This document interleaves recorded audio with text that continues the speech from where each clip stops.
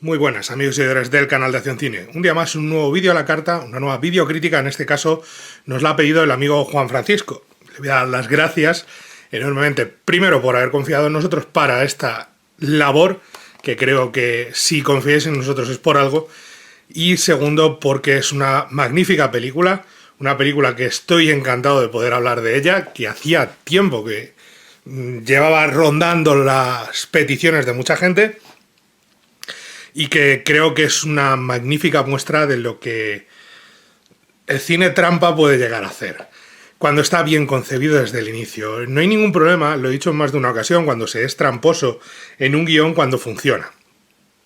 Funciona muchísimas veces. A Hitchcock le funcionaba un montón, pero tienes que hacer que eso funcione.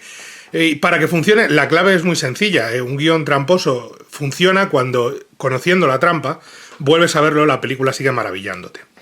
Si la película ya no es tan maravillosa la segunda vez que la ves, y estoy ahora mismo hablando de Psicosis, por ejemplo, con Psicosis en mente, cuando el truco está descubierto, es que la película no era tan buena la primera vez que la viste. Con Psicosis pasa que cuando la ves una segunda vez es maravillosa. No voy a hablar de Psicosis porque ya hay una videocrítica de Psicosis, voy a hablar de Sospechosos Habituales. La de arriba es uno de estos pack de 2 que tengo en Blu-ray con Los Ángeles Confidencial, ni más ni menos. Brillante cine negro de los 90. Cine negro, Crook Story, tiene un poquito de todo. Por cierto, en este caso, recomendar enormemente, si podéis hincarle el diente a la edición en Blu-ray de esta película. El transfer es magnífico, se ve de escándalo la película en Blu-ray y merece muchísimo la pena, de verdad. Es una pasada lo bien que está el transfer de esta peli. Muy, muy recomendable el Blu-ray de Sospechosos Habituales con sus extras y demás, que no son muchos, pero la calidad de imagen de la película merece muchísimo la pena. Sospechosos Habituales, película de Bryan Singer, su segunda película, si no recuerdo mal, con Christopher McQuarrie al guión. Christopher McQuarrie, quien ahora goza de fama y es uno de los grandes guionistas y directores de Hollywood del blockbuster debido a su éxito descomunal con la saga Misión Imposible y su asociación con Tom Cruise, con el que ha trabajado también en Jack Reacher y aquí de nuevo casi resucitando la carrera, porque aunque McQuarrie se llevó un Oscar por esta película, luego su carrera no ha estado, hasta llegar a Misión Imposible y a Jack Reacher, no ha estado a la misma altura. Ha sufrido varios golpes, varios reveses que casi le tumban por el camino, pero gracias a Dios podemos disfrutar ahora de sus guiones, porque para los giros argumentales, para los personajes muy peculiares, para sorprender al espectador, hay pocos guionistas tan finos como McQuarrie, que es, en este caso, cuando se juntan un guionista de talento, un escritor, un director joven con talento, mucho talento visual y con talento para mover a su reparto, y un reparto simplemente sensacional, en el que hasta los no tan buenos están de lujo, quiere decir que la alquimia funciona y encontramos la fórmula del oro para convertir la materia en oro. Y es lo que pasa con Sospechosos Habituales, que es una película en la que todo encaja, una película ganadora de 2 Oscars, uno para Kevin Spacey y otro para Christopher McQuarrie por el guión. Sí es verdad, y aquí es donde llega lo problemático. Evidentemente, a día de hoy lo observas y lo miras y dices, en esa película ya pasaban cosas raras. De hecho, hace un par de años Gabriel Byrne ya declaró que tuvieron que parar la producción, que ya estaba con un rodaje muy ajustado porque Kevin Spacey fue acusado de propasarse con un joven actor, que al parecer era el novio de Bryan Singer, lo cual, según dijo Kevin Pollack a posteriori, lo cual a mí personalmente tampoco me encaja tanto, porque la relación entre Singer y Spacey ha sido enorme a lo largo de los años. O sea, hasta el punto de que cuando el escándalo de Kevin Spacey saltó fue cuando Bryan Singer abandonó Bohemian Rhapsody y dijo, yo ya me voy, o le despidieron, mejor dicho, porque la relación y la situación se veía que se intuía algo hacia él también porque habían mantenido una relación muy íntima a lo largo de los años y eran amigos íntimos, con lo cual que sea la pareja de aquel entonces de Bryan Singer, no sé yo, salvo que estuvieran los dos involucrados, lo cual sería muy triste y es una pena porque una película tan buena como esta, tan buena como esta, de lo mejor de los 90, queda totalmente empañada por algo así. Y es una auténtica lástima. Y cuando me preguntaban, hablando del cine de los 90 y tal, y me tocó hacer la crítica de Seven, y a la gente le ofendía que le diera 4 estrellas, otra película con Kevin Spacey, es que esta es mejor que Seven. A Seven le falta un girito, no un giro de guión, sino lo que expliqué en aquella crítica para esta que es prácticamente redonda. Dicho lo cual, y llegados a este punto en el que llevo ya 5 o 6 minutos hablando de la película, importantísimo, imprescindible. Yo entiendo que la mayoría de nosotros hemos visto Sospechosos Habituales. Entiendo que el 90% de la gente cinéfila ha visto Sospechosos Habituales. Y no creo que la gente vaya a meterse a ver una videocrítica de Sospechosos Habituales sin haberla visto. Pero por si las moscas, no puedo pedirles más que salgan ahora mismo de este vídeo. Por favor, si no han visto Sospechosos Habituales, salgan de aquí. Huyan, porque vamos a hacer una crítica con spoilers. Y hacer spoilers en Sospechosos Habituales es cargarse la película en primera instancia. Porque la primera vez que la ves, lo bueno es jugar sin que las cartas estén marcadas. Y sorprenderte, porque te vas a sorprender. Y alguno me pondrá luego, no, pues yo lo adiviné, me parece perfecto. Como diría Berto Romero, me parece perfecto. Yo lo acepto y lo asumo, seguro. Yo no fui de ellos. Voy a subir un poquito esto porque está un pelín bajo, perdonadme. A ver, un poquito más. Así. Tampoco me gusta el reflejo de las gafas, perdón. Lo dicho, yo no lo descubrí, no me quedé a cuadros. La primera vez que la vi fue en VHS a finales de los 90. No es una película que viese en cine en su momento. Por desgracia, no llegó a todos los cines, pero sí llegó a los videoclubs. Y luego tuve la edición de 2 discos que editó Filmax. Cuando la película está un poco desaparecida, la editó Filmax en DVD, la edición de 2 discos, que estaba bastante bien, con audio comentario y todo. Y esa es la que conseguí. Y luego, posteriormente, este pack en un Black Friday que me hizo padre, porque son 2 peliculones por el precio de uno. Es una película de 5 estrellas, sin duda alguna, y es una película que todo su juego se gira en torno a ¿quién es Keyser Söze?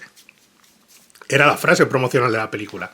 ¿Quién es Keyser Söze? Y a ese momento, que creo que venía de Baudelaire anteriormente, pero ellos retomaron la frase de otra forma, que en inglés es the greatest trick the devil ever pull out is make us believe that he doesn't exist. El mayor truco que el diablo ha hecho nunca es hacernos creer que no existe.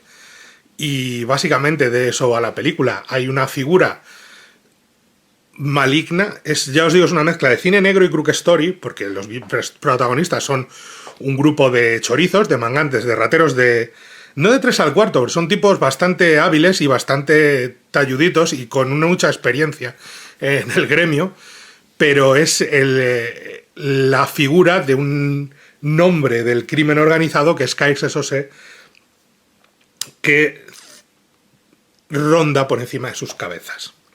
Siempre. Y que es alguien del que todo el mundo ha oído hablar, pero que nadie ha visto. Es como un fantasma. Es el diablo. Y el diablo ha conseguido el mayor truco, hacer creer a la gente que no existe. De hecho, uno de los personajes, en un momento determinado, cuenta el pasado, lo que se oye en las calles del pasado de Keyser Söze, que es ese flashback en el que vemos que es un personaje turco que vivía en Turquía, que tenía familia, mujer, 3 hijos, y que la mafia húngara quería deshacerse de él porque él era en aquel momento un pequeño traficante de drogas, pero la mafia húngara quería hacerse con el control de su negocio y le estuvo esperando mientras violaba y torturaba a su mujer, y cuando llega él matan a su hijo delante de él y él mata a su familia, al resto de su familia, delante de los tipos que han ido, bueno, primero mata a 2 y al último le deja con vida para que vea lo que es capaz de hacer, para que nadie pueda usar a su familia como leverage, como ventaja. Prefiere verla muerta antes que verla así, con lo cual no tiene ningún problema en hacer eso. De hecho, es una de las claves de lo que dice la película. Kaiser se descubre que lo importante no es quién tiene más armas, quién tiene más hombres, quién tiene más dinero. Lo importante es cuando eres capaz de hacer lo que el otro nunca será capaz de hacer. Y cuando eres capaz de matar a tu propia mujer y a tus propios hijos, imaginaos el tipo de psicópata. Está basado en ese hecho está basado en el caso de un asesino real que mató a su familia y desapareció durante 17 años, y aquí te explican que Keyser Söze acabó no solo con su familia, sino que acabó con todos los del clan este húngaro que le habían puesto precio a su cabeza. Acabó con todos, pero no solo con ellos, con sus familias, con sus amigos, con aquellos con los que hacían negocios, con aquellos que les debían dinero, con todo el mundo, con lo cual no quedaba nadie que le conociese y le pudiese reconocer, y entonces desapareció y empezó a hacerse con el control de todo para aparecer nunca jamás. ¿O sí? Vean la película, evidentemente, por favor. Si no la han visto, váyanse. Estoy avisando demasiado, váyanse. No quiero luego, esto es como el final del Sexto Sentido, pero peor. La magia de la película está en hacernos apuntar siempre en una dirección de forma bastante peculiar, hasta el punto de que la primera vez que yo la vi, con toda la obsesión que tiene el personaje de hasta los últimos 5 minutos, en los últimos 5 minutos es cuando te viene de golpe todo y dices, vale, ahí va. Te pasa como al personaje de Chaz Palminteri, al detective Cullen. Estás tan obsesionado con la respuesta que yo llegó un momento en el que llegué a pensar que podía ser el propio detective Cullen, podía ser Keyser Söze, porque era demasiado obvio que fuera el personaje de Gabriel Byrne. Ya sabéis, la historia es estos roundup, esta rueda de reconocimiento de los sospechosos habituales. El título de la película y la idea viene no solo del origen de Keyser Söze, sino también de la frase de Casablanca de reúne a los sospechosos habituales. Y son 5 ladrones, 5 estafadores, 5 tipos peculiares. El personaje de Kevin Pollak, que es Hockney, el personaje de McManus, que es Stephen Baldwin, el personaje de Benicio del Toro, que ahora mismo no recuerdo, es un nombre alemán y no me acuerdo del nombre, el personaje evidentemente de Keaton, que es el personaje de Gabriel Byrne, que es el líder, por así decirlo, y el personaje de Verbal King, que es el personaje de Kevin Spacey, que ganó un Oscar, que es un tipo que es un tullido, con su manita, porque de hecho estuvo estudiando tiempo a gente, con médicos y con pacientes de parálisis cerebral, para ver cómo eso podía ayudarle a interpretar a su personaje con medio cuerpo totalmente convertido en un tullido. Tiene la mano izquierda hacia adentro, no puede moverla bien, y el pie doblado hacia adentro y va con cojera y con la mano así. Me siento muy identificado con ello porque fue algo parecido a lo que me pasó a mí hace un año, sin llegar a ese extremo, gracias a Dios, que fue cuando se me quedó dormido medio cuerpo. No fue un ictus, no fue nada grave, pero entiendo la situación del personaje. Lo que pasa es que el personaje lo lleva más allá. Y esa es la clave de la película. Y estos 5 hombres, acusados de un crimen que no han cometido, pero se reúnen en el momento justo para planear un crimen junto, que es el robo de unas joyas, de unas esmeraldas, que por cierto eran reales. Las prestaron para la producción y eran esmeraldas reales, no eran atrezo, eran reales. La película tenía 6 millones de presupuesto, recaudó 4 veces eso en Estados Unidos, lo cual no está nada mal, pero es una película que se hizo con 4 perras, y una película en la que estuvo a punto, Gabriel Byrne se cayó 2 veces de la película. En una primera no le terminaba de convencer, no creía que la película la fueran a sacar adelante, luego le convencieron McQuarrie y Singer, y posteriormente, cuando estaba a punto de empezar el rodaje, que se hizo en poco más de un mes, dijo que no podía, que tenía problemas personales graves, y el hombre pues no dijo que no, y le dijo, y estaba tan obsesionado Singer que cambió todo el plan de rodaje para adaptarlo, para poder rodar en Los Ángeles y adaptarlo en torno al que era su gran protagonista, que era Gabriel Byrne, que está increíble en la película, por cierto, como todo el reparto, repito. Y estos 5 tipos, Benicio del Toro, Gabriel Byrne, Kevin Spacey, Kevin Pollak y Stephen Baldwin, preparan dentro de la cárcel, donde descubrimos, si os fijáis, para que veáis lo listo que es el guión, os va dejando pistitas. todo el rato. Lo que pasa es que nosotros no las entendemos hasta que no llega al final de la película. Y en un segundo visionado ves más. Y en un tercer visionado ves más. Y lo bueno es que no solamente sigues viendo, sino que la película se sostiene como thriller, no de intriga, no solo de intriga, sino como crook story, como película de cine negro, se mantiene por sí sola pese al giro de guión final. Y eso es maravilloso. Y según vas haciéndolo, te dicen... si quieres saber quién es un asesino, mételo en prisión y mete a varios sospechosos en prisión en el calabozo, y el que se quede dormido ese es el culpable. Fijaos lo que hace el personaje de Kevin Pollak cuando lo meten en la cárcel después de acusarlo del robo del camión de armas.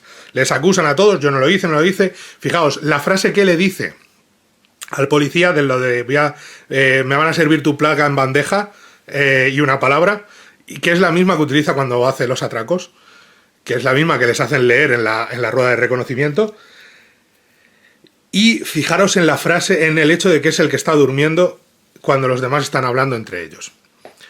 Porque él es el culpable. No te lo dicen nunca quién robó el camión, pero te queda claro que él es el culpable. Fijaos, por ejemplo, en que vemos cómo arrestan a los 4, pero nunca vemos cómo arrestan a Verbal King, nunca vemos cómo arrestan a Kevin Spacey. Nunca. Fijaos en el uso que es muy de cine negro, de los primeros planos, y lo forzados también es muy de spaghetti western a veces, lo forzados que son muchos planos en contraposición con el fondo. Hay varios planos en los que vamos a ver un primer plano de un rostro y al fondo otro. ¿Por qué? Porque eso aumenta la tensión en el espectador, es un plano antinatural, recae el peso en el personaje frontal cuando el que está llevando la escena es el de atrás, y es un plano casi antinatural. Estamos invadiendo el espacio personal de ese personaje y aumenta la tensión. Incluso en un diálogo sencillo no se están mirando, él está de espaldas al otro. Es un plano muy forzado y es un plano que vamos a ver en alguna ocasión.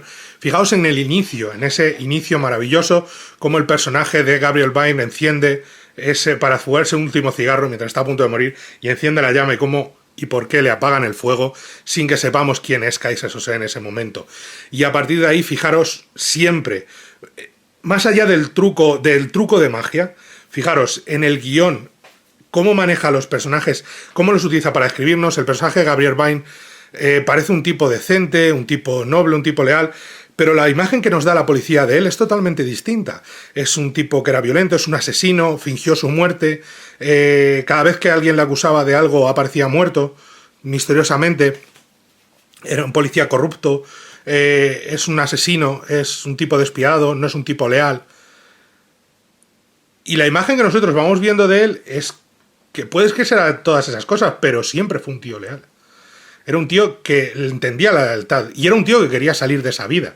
Es un tipo que está intentando dejarlo, que está trabajando con su novia, interpretada por Susie Amis, que es una abogada, para intentar salir del mundo del crimen, montando un restaurante y trabajando, pero hay cosas que la vida no puede pasar. Y fijaros en cómo trata a los personajes de McManus y de Benicio del Toro, el personaje de Stephen Baldwin y de Benicio del Toro. Por cierto, Benicio del Toro en inglés no se entiende prácticamente nada de lo que habla, lo cual está hecho aposta, y de hecho les invitaron, y en inglés es una delicia, porque les invitaron a los actores y a los miembros del reparto, les invitaron a decir, por favor, sed totalmente libres de añadir al guión lo que creéis cuando Benicio del Toro habla. Diga lo que diga, o sea, vosotros, como no le vais a entender, vosotros responded lo que creéis conveniente.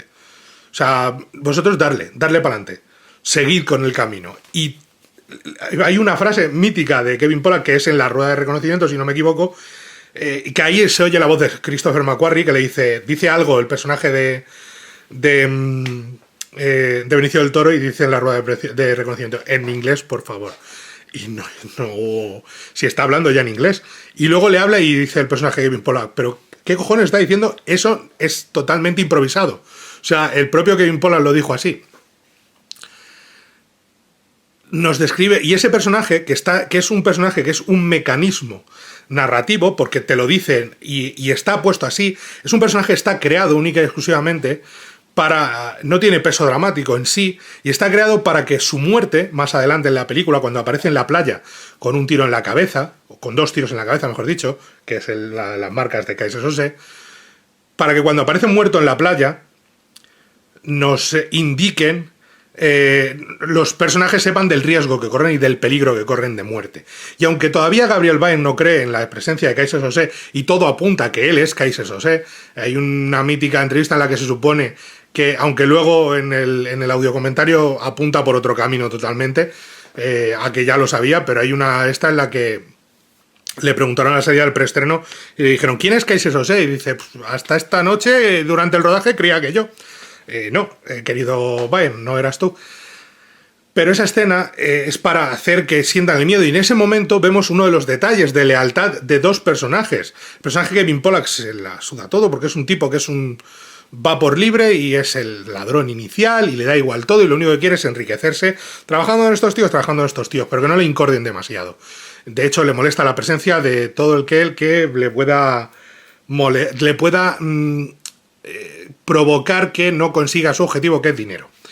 Y entonces le tienes, mientras que el personaje de Stephen Baldwin empieza a enterrar, intentar enterrar, habrá que enterrarle, ¿con qué? Con nuestras manos.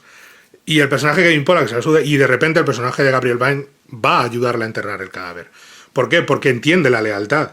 Porque pese a todo, pese a ser un asesino, es un personaje leal. Está trabajando en un grupo, son un grupo y se necesitan unos a otros. Y el personaje Kevin Spacey, Verbal Kint, entra para hacer lo mismo, para ayudar. Pese a su cojera y pese a su mano mal, entra ahí para ayudar. Todo eso en una sola escena, rodada con una fotografía exquisita. Fijaros cómo trata, porque es una foto de noche desde una cueva en una playa. Fijaros cómo está iluminada. Fijaros lo que se ve, cómo se ven los personajes en 3 puntos distintos, porque está en primer plano, o ni siquiera en un primer plano primero, sino en medio plano está el cadáver de Benicio del Toro y Stephen Baldwin. Luego, más al fondo del todo, Kevin Pollak. Más cerca, los otros dos. Están en distintas claves para que sepamos cuánto están de distantes entre sí los personajes. Visualmente ya te ayuda a descubrirlo. Y sigue elaborando hasta que descubres, hasta que te llevan a ese tiroteo final en el que el plan es que hay un barco lleno de drogas, hay unos argentinos que quieren quitarle el territorio a Keyser Söze y lo que quiere es quitarle las drogas y que el dinero que hay allí se lo pueden quedar ellos. No, el plan no sale bien, porque como hemos visto al principio de la película, están todos muertos. De hecho, hemos visto en el principio de la película morir a Gabriel Byrne. Lo que pasa es que luego nos cuentan que no es así, que Gabriel Byrne ya fingió su muerte una vez. Todo es demasiado evidente apuntando a Gabriel Byrne, pero por un motivo. Y no tanto por despistarnos, sino para que entendamos, y la segunda y la tercera vez que lo vemos, entiendes el truco. No es un truco solo hacia el espectador, es un truco dentro de la película. No es el sexto sentido para no mires aquí. Es un no mires aquí, pero tiene una intención narrativa dramática, es decir, está creado así dentro de la película para que ciertos personajes se confundan también, crean que son más listos que Keyser Söze y no adivinen quién es hasta el momento último. El problema es que ahora sí saben quién es Keyser Söze. Ojo, cuidado, que eso es algo que lo que pasa es que ya desapareció una vez. Y nos lleva a ese tiroteo, escena de acción que no es tanto escena de acción como escena de tensión, ese tiroteo en el que primero cae Kevin Pollak cuando descubre el dinero. Luego le dicen al personaje de Verbal Kint que se vaya de allí, que proteja a la abogada, que luego resulta que muere, que también la han matado. Luego matan por la espalda a Stephen Baldwin, que es el machaca del grupo, el experto en armas, el que puede matar sin ningún tipo de problema y es una máquina de disparar. Tenían pensado a Michael Biehn no quiso hacerlo, le parecía el guión demasiado farragoso. Años después creo que dijo algo así como es el mayor error de mi carrera. Lo entiendo, el pobre hombre. Y muere y luego queda herido y a punto de morir Gabriel Byrne, que es cuando... Y todo esto lo vemos desde el punto de vista de Kevin Spacey, que está fuera de la acción. Y ahí sí es tramposa la película, evidentemente es tramposa la película, porque te lo enseña todo como si Kevin Spacey estuviera fuera, viendo cómo matan a Gabriel Byrne. Y la figura del sombrero, si os fijáis bien de cerca, pausáis la imagen y lo veis bien, aunque está en sombras y al fondo, es Gabriel Byrne con el sombrero y el abrigo, porque es la idea que está plantando el policía. Porque el policía, porque Cullen, el personaje de Charles Palminteri, quiere que cree enormemente que el Keyser Söze era Gabriel Byrne, era Keaton, y no es Keaton. Ahí está la gracia. Cuando el personaje de Giancarlo Espósito, que también está por ahí rondando, coge por fin el fax con la descripción del único superviviente, aparte de, evidentemente, el personaje de Verbal Kint, cuando coge el dibujo, entonces es cuando todo encaja, y entonces te vas dando cuenta, es cuando mira el panel de las cosas que hay detrás y se va dando cuenta de todos los detalles. Toda la historia que ha contado Verbal Kint era mentira. Y todo encaja, todo estaba detrás de él. No le estaba mintiendo, le estaba diciendo lo de el cuarteto de Illinois, de Skouxie, Illinois, que es el nombre de la marca del tablero. El nombre Kobayashi es la taza. Para que veáis hasta qué nivel de detallismo infernal tiene la película. La primera vez que le dan el café, que Kevin Spacey pide por favor un café, porque dice, cuando estoy deshidratado, el pis se me vuelve gelatinoso y algo así dice, ¿no? Fijaos en el pis como es cuando mea Keyser Söze al principio de la película. Por favor, fijaos en ese detalle. Fijaos, cuando les dan las tazas con el café, fijaros en lo que hace Kevin Spacey cuando ve la taza del personaje de Cullen, el personaje de Charles Palminteri. Mira está mirando a la base de la taza, está leyendo Kobayashi, se está inventando la historia según está avanzando. Fijaros en ese plano, por favor, y en ese trabajo de actores, qué trabajo enorme, porque el gran trabajo de Spacey no es hacer de tullido, el trabajo de Spacey es hacernos creer que es un pobre hombre, que es un idiota, y que no es Keyser Söze. Cuando es el más listo de todos, ha ganado la partida antes de empezarla, y es Keyser Söze. El único modo de ser derrotado es que ese fax llegue antes de tiempo, pero para eso tenían que haber descubierto que no había droga en el barco. De nuevo, detalle de nivel de obsesión con el guión. Cuando tiene al traductor, el húngaro que está quemado en el hospital y demás, con Giancarlo Espósito y está comentándole, sabemos al final que no va al barco a buscar droga, sino que van al barco a buscar a un argentino que ha visto a Keyser Söze y que va a delatarle porque quiere evitar la cárcel. Y entonces van a matarle a él y a todo aquel que haya en el barco, y a todo aquel que ha tenido contacto con Keyser Söze, que es la pobre culpa que tienen los sospechosos habituales, que tienen este grupo de pobres hombres. La culpa que tienen es que han visto la cara de Keyser Söze, aunque ellos no lo sepan, que es en un principio, pero cuando se descubra que no hay droga en el barco, sí lo van a saber, les han mandado a un asesinato. ¿Y quién les ha mandado un asesinato? ¿Quién ha matado a todos ellos? Keyser Söze, que estaba entre ellos desde el principio. Todo el plan estaba urgido desde el principio. Pero ese húngaro que se salva con quemaduras y tal, y que no saben si va a sobrevivir, esto lo podéis buscar en internet, de verdad, que no me lo estoy inventando. Dice una palabra al traductor, y el traductor se nota que está hablando húngaro que no es nativo, es un americano que habla húngaro, un traductor. Y le dice una palabra... Y entonces dice que iban a recoger un paquete, o que es la droga. Y en realidad no es un paquete, la palabra que utiliza solamente lo sabría un húngaro, que se refiere a un tipo. Iban a buscar a un tipo. Si ese dato lo hubiera pillado la policía, si hubiera estado bien traducido, lo hubieran detenido, porque toda la historia que inventa Verbal Kint se hubiera caído por lo de la droga y tal, y allí estaba la droga, él les dice que allí estaba, pero no había droga en el barco, y resulta que es que le hubieran podido, pero no lo traducen bien. O sea, hasta ese nivel de detalle para que no digas, joder, es que se han equivocado aquí en el guión. No. Está bien construido. El personaje lo traduce mal aposta para que encaje con la historia. Para que no digas, joder, si dice que es un tío, se sabe que están mintiendo y lo hubieran tirado del hilo antes. Hubieran dicho, este tío te está mintiendo ya. Pero es que la historia encaja. ¿Por qué? Por el traductor no supo. Todo está medido a ese milímetro. Hasta el punto de que la forma de coger el cigarro, al parecer, y esto sí que, de nuevo, lo podéis mirar en internet, y sé que es en algunos lugares de Turquía del Este, coger el cigarro, en vez de cogerlo con los dos dedos, lo cogen así como lo coge Verbal Kint, Keyser Söze, es costumbre cogerlo así, y el personaje lo coge así aposta, porque es una costumbre del este de Turquía, al parecer. El nivel de detalle en ese tipo de cosas es... Fijaos, cuando veáis narrativamente la película, más allá de eso, aparte de la fotografía, la planificación, fijaros, cada vez que alguien dice Kaiser Sose, o casi cada vez, el plano siguiente es Verbal Kint. Cada vez que vemos de una forma el tiroteo final, desde el punto de vista de lo que se supone desde exterior, el plano anterior es de Verbal Kint, de Kaiser Sose.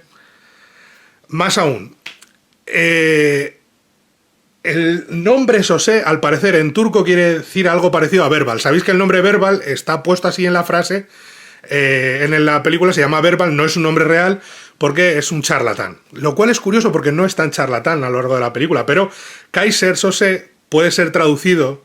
Kaiser es porque la madre era alemana, se supone, o era de padres madre alemana, padre turco, algo así, el personaje de Kaiser Sose. Kaiser es literalmente, la palabra Kaiser es regente, emperador, en alemán, no como escrita, como suena, porque el nombre es Kaiser, pero se pronuncia Kaiser, como la palabra Kaiser.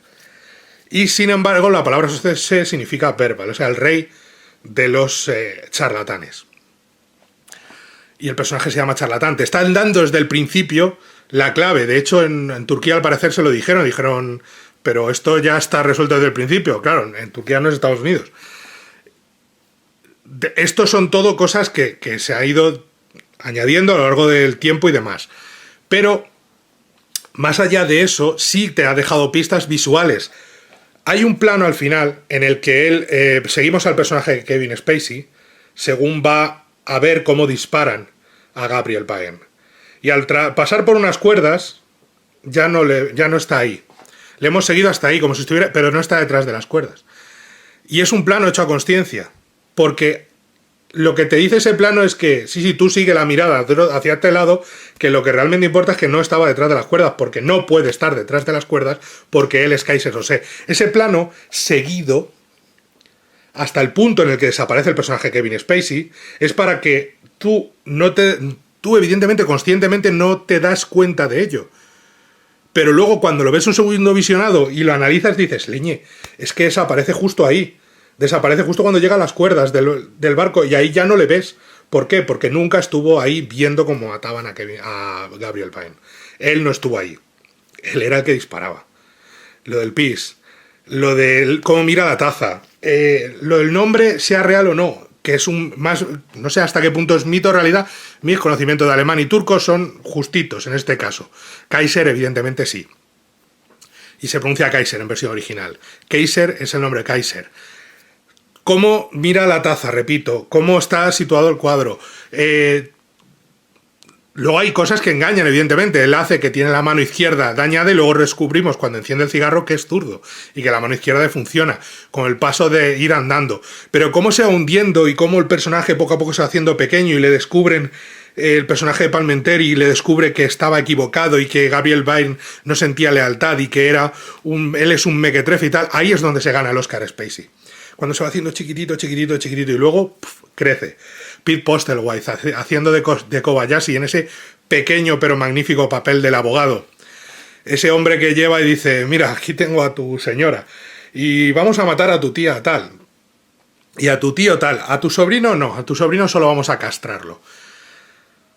Todo ello está rodado con una precisión quirúrgica y magistral que sigue funcionando por eso, porque según la vuelves a ver, percibes más detalles, te das cuenta de más momentos, te fijas en cosas en las que antes no te hayas fijado, te percatas de las pistas que te han ido dejando y las sigues disfrutando.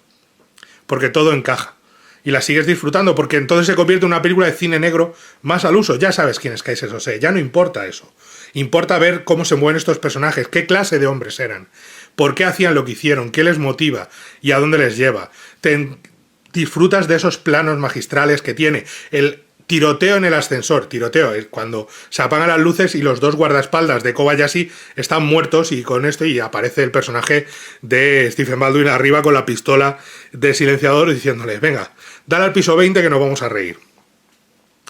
cómo está construido la escena del line-up, que era al principio una escena seria, pero que después de varias horas rodando, y de hecho en el documental se puede ver a Bryan Singer muy cabreado, muy cabreado en el rodaje, pero ya llegó un momento en el que se lo estaban... ¿Por qué? Porque cada vez que hablaba Benicio del Toro se partían de risa y se lo tomaban a broma. Y luego cuando vio los dailies y tal, dijo, encaja mejor que estos tipos que son sospechosos habituales, que están muy acostumbrados a que les pongan en una rueda de conocimiento y sean perfectamente que ellos no han hecho nada y que no tienen nada contra ellos, estén descojonados de la policía y diciendo, a mí qué más me da, si no es la primera vez ni va a ser la última.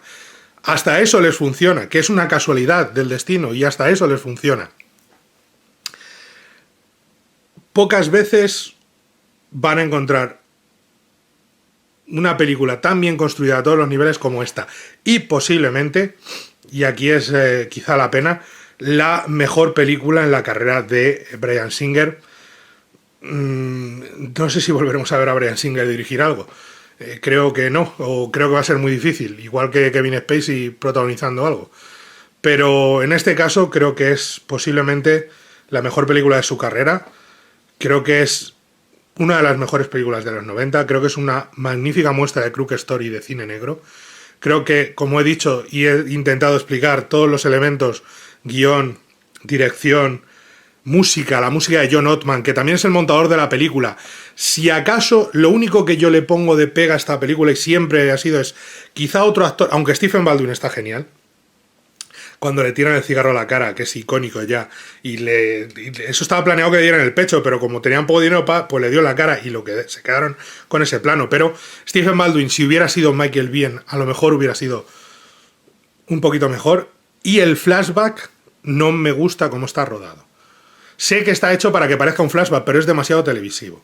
Con esa imagen súper quemada, esa cámara, las imágenes, la fotografía pasada, las imágenes que se desplazan demasiado lento, no me gusta, no me convence. Me parece un truco barato para un flashback, que en realidad está describiendo un sueño, una mentira, porque se lo está inventando Verbal Kint. De nuevo, es Verbal Kint el que se lo está inventando. Está contando la historia, pero se lo está inventando, con lo cual todo eso es mentira. Mataría a su familia, posiblemente. Pero ese hombre de pelo largo, que era el tipo que sale con el pelo largo, era uno de los miembros del equipo técnico, un tipo que no era capaz de enderezar los hombros, con lo cual iba siempre echado para adelante y daba una imagen muy amenazadora, que quedaba muy bien en sombras, porque no se le ve nunca la cara.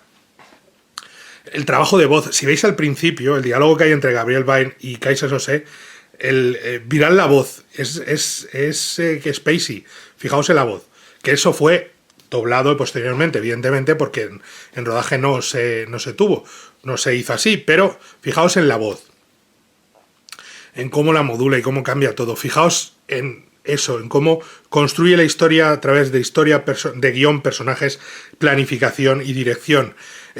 La música de John Ottman y su montaje, la fotografía de Newton Thomas Sigel, todo funciona como un reloj y hace que sea una auténtica delicia y a día de hoy siga funcionando, que es el mayor miedo que a mí me dan este tipo de películas.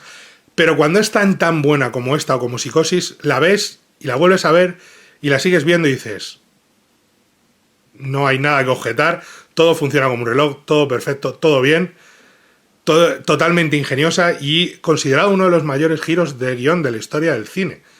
Por delante de, por ejemplo, El Sexto Sentido. Y no sé si estaba ahí con Psicosis, pero creo que hicieron una votación en esto, y claro, el público evidentemente lo más reciente, pero está ahí entre las más recordadas y con uno de los giros de guión más importantes de la historia del cine. Poco más me queda que añadir, me sigue pareciendo un peliculón, me sigue pareciendo una maravilla, sigo habiéndolo disfrutado un montón. Le doy las gracias a nuestro amigo Juan Francisco, gracias por hacernos revisar la película una vez más, por hacerme verla de nuevo y comprobar que sigue funcionando. Y oye, si alguno quiere pedir Los Ángeles Confidencial, no voy a ser yo que se lo impida. Está aquí a mano, así que perfecto sería para la próxima. Y al resto, ya sabéis, le dais al like, os suscribís, nos contáis lo que queráis, abajo viene cómo pedirnos las críticas a la carta y nos vemos en la próxima. Hasta pronto, quedaos en casa, seguimos en confinamiento, quedaos en casita. Hasta pronto.